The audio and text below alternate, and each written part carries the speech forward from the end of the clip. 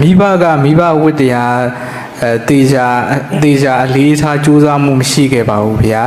ဒီမိဘဝတ္တရား၅ပါးမှာရှေ့၃ခုလောက်ကိုပဲတာဝန်ယူပြီးတော့နောက်2ခုကိုသူတို့နဲ့မဆိုင်သလိုသဘောထားကြပါတယ်ဗျာဒီလုံနိုင်စွမ်းရှိပေမဲ့ပြင်းနေကြတာပါတယ်ဗျာဒီသားသမီးဝိကြသူတို့စိတ်တိုင်းကြအပြေးဝကြည်စေခြင်းဆက်စေခြင်းပါတယ်ဗျာတပည့်တော်စိတ်မှာမိဘတွေကသူတို့တာဝန်ယူရမယ်တာဝန်ကြခြေပုံအောင်မယူပဲ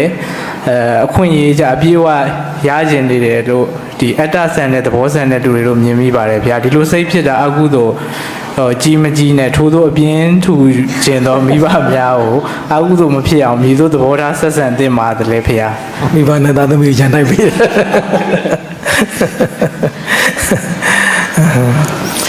မိဘကျေးဇူးပါပဲเนาะမိဘကိုမွေးထုတ်ပေးလိုက်တယ်ဆိုကြတဲ့အောင်ကျေးဇူးအလွန်ကြီးနေပါပြီเนาะ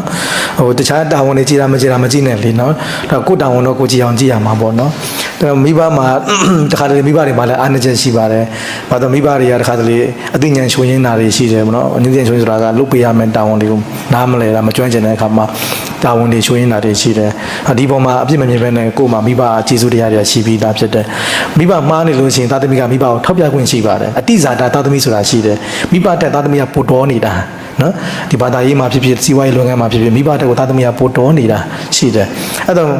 မတက်သွားနဲ့တခါတလေတချို့ကတပည့်တွေကဆရာတက်တော်သွားတဲ့ခါမှန်တက်သွားတယ်သားသမီးတွေကမိဘတက်တော်လုံးထက်လုံးတဲ့ခါမှာမှန်နေတက်သွားတယ်အဲ့လိုမဟုတ်ဘူးတခါတလေမိဘတွေဆရာသမားတွေကသနာဖို့ကောင်းတယ်သူတို့အယိုးခံသူတို့နော်မသိဘူးအဲ့ကြောင့်ဦးဇင်းတို့ကသားသမီးတွေကပြုတ်ပြင်ပေးရပါတယ်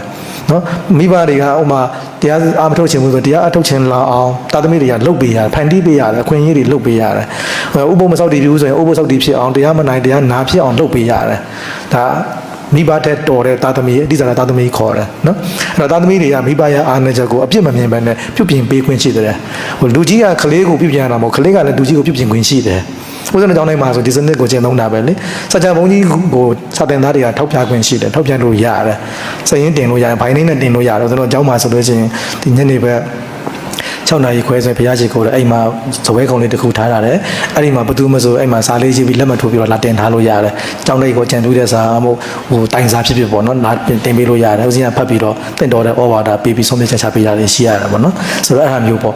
မိဘကကိုလည်းပဲသားသမီးကပြုပြင်လို့ရတယ်ဆုံးမတော်မလို့ပြောရင်တော့လည်းမကောင်းဘူးပေါ့နော်လမ်းမှန်ရောက်အောင်တက်ပေးလို့ရတယ်ဒါကြောင့်အပြစ်ပြောတာတဲ့စာလို့ရှိရင်ကိုယ့်ရဲ့တာဝန်ကိုကြည်ပြောင်းထွန်းပြီးတော့မိဘကိုလမ်းမှန်ရောက်အောင်ပို့ပေးတာဟာကျေးဇူးဆရာလည်းရောက်တယ်အကုသိုလ်လည်းကင်းတယ်ပေါ့နော်အဲဒါကြောင့်စိတ်ထဲမှာအပြစ်ပြောနေမယ်အစာမိဘကိုလမ်းမှန်ရောက်အောင်တက်ပေးတာပိုကောင်းပါတယ်လို့နော်ဟုတ်